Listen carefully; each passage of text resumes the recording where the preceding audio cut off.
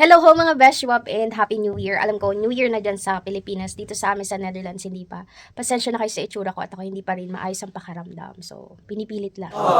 So ngayon, bahay lang muna ako. Parating si Ining. Ayan. So, nagluto ho ako ng pancit canton. Tapos, may spaghetti ako. May putong bigas. May lumpia, may sinigang. At saka, ito ay saging. May bagoong. Oh. Diba, kulang pa yung itlog ko. Kulang pa yung pangpaswerte ko. On the way pa ang aking pangpaswerte. Charot. So, for today's New Year's Eve, dalawa lang kami ni Ining. Kasi, yun. Dapat pupunta kami dun sa countdown sa Centrum. Kaso nga, ganito pa yung pakaramdam ko. So, wag na lang. Baka lalong lumala. Thursday, Friday na ako hindi nakapag-work. Ayun. So, ayun. So, 4 weeks to go. Aalis na ako dito sa bahay na to. And, hindi ko pa alam saan ako tutuloy or kung may matutuluyan ba ako.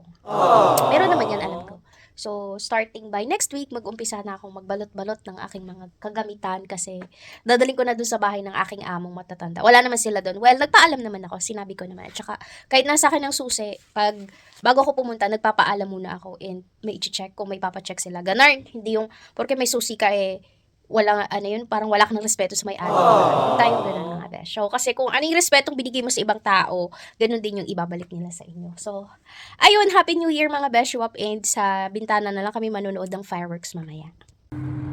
Kumukulo na siya. So, luto na nating gulay. Pwede nating ilagay ating nalaglag pancit canton. Oh my God, ang sarap ng pancit ko. Kain na po kita. Spaghetti naman mga besh. Tapos na ang spaghetti. So, bisita na lang ang kulang. Tagal ni Ining. Naari na po ang aking bisita. Tapos na kami, ako pala magluto. Ayan o. Spaghetti, pansit, sinigang. Ano to? Lumpia. Tapos putong bigas. Cake na dala niya. Tapos saging. Tapos yun lang po ang handa namin. Dalawa lang naman kami. 3 hours later. Habol kami!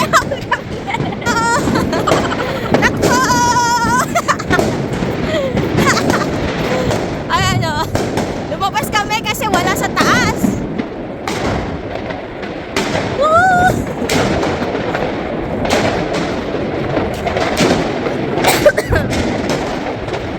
My God! It's so cold! Woo!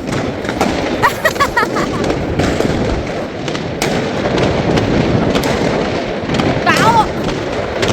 Ayan o!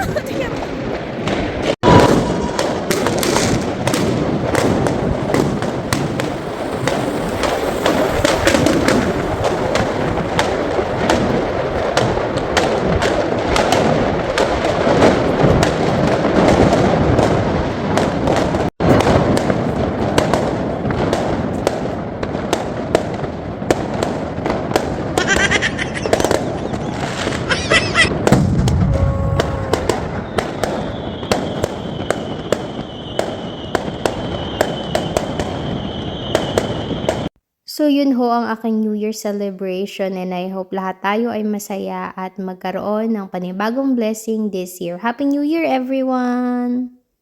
2,000 years later. Hello mga Beshiwap! So back to reality si Inday. Kahit medyo masama pang pakiramdam at nanginginig pa ang katawan, kailangan na magtrabaho. Hindi pwedeng mahabang pahinga. So 13 minutes ako nag-antay ng bus. 5 minutes pa. Ayun, pansin nyo na laki ng eye bag ko kasi ilang nights na akong hindi nakakatulog ng maayos kasi nga hindi ko alam saan ako titira pagkatapos ng katapusan dahil wala pa akong bahay. Then, minessage ko yung amo kong matatanda, sinabi ko yung sitwasyon ko. Ilalagay ko lang yung mga gamit ko dun sa bahay nila, and then sabi ko kung pwede ako dun matulog kasi may couch naman akong maliit. Pumayag. Tapos sabi, pwede kong gamitin yung guest room, which is yung ng pusa nila, kwarto ng pusa nila. So, hindi ko alam hanggang kailan ako pwede doon. Tapos, walang heater doon. Tapos, yung kaibigan ko, bibigyan ako ng heater na maliit, yung electric. So, ayun, nakakatuwa kasi bago ko sila minessage, nagdasal muna ako na umuo.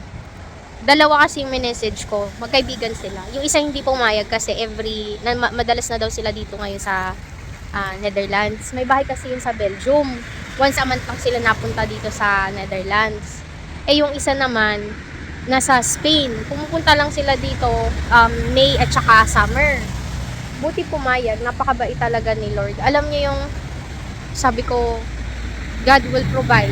And then, provide nga niya. Talagang pinagdasal ko na sana maawa.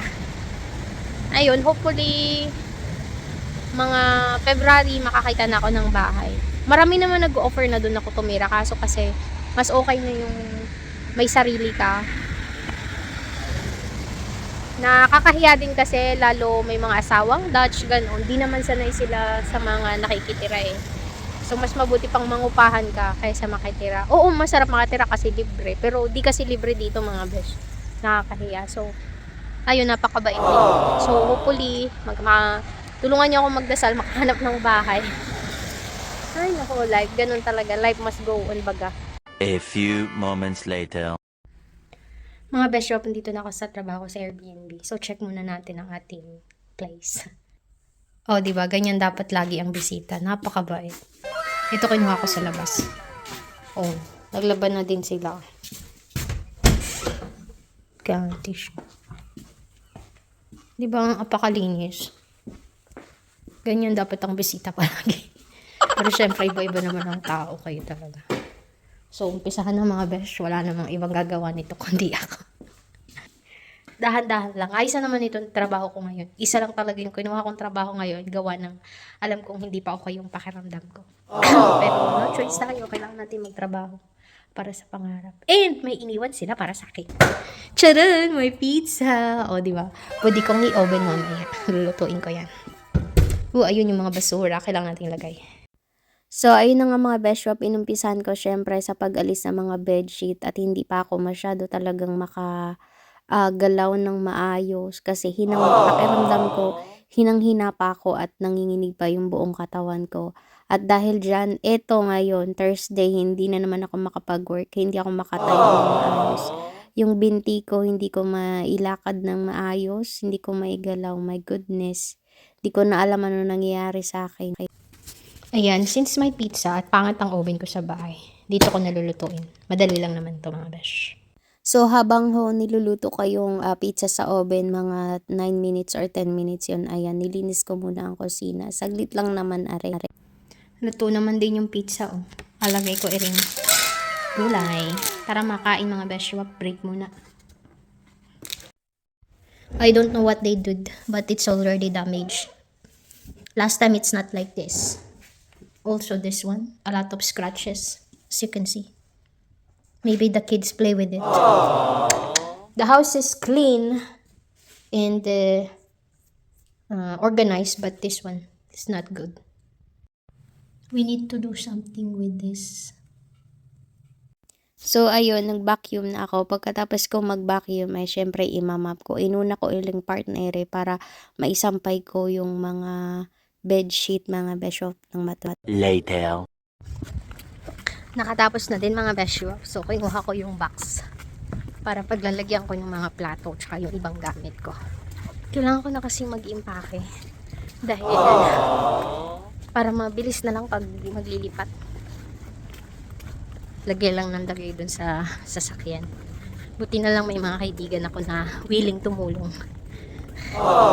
Alam mo yun, kahit napakarami mong kaibigan, hindi lahat maaasahan sa oras ng problema or kagipitan. Ilan lang talaga yung totoo. So, ayun, hindi na't makakapagpahinga naman. Madaan sa grocery, mabili ng chicken. So, yun lang mga best shops. Bye for now!